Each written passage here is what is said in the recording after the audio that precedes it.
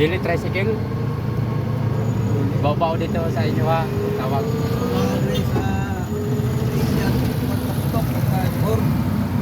Oh, Indian made ini? Ang original ang label Italy. Ha? Ay, Italy. Kanang Thailand. Thailand. Tapos Oo, Thailand. Tapos gihimo na din sa Davao? ito sa kanang nag-distribute India. India. Yeah.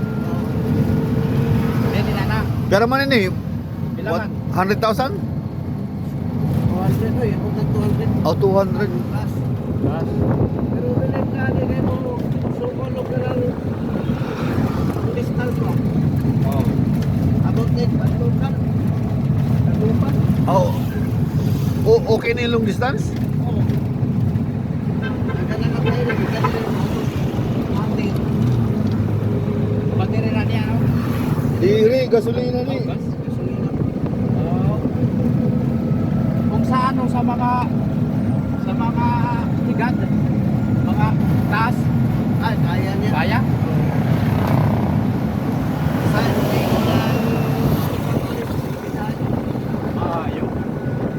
Ayaw.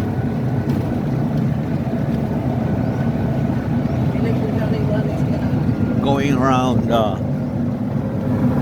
Samal Island with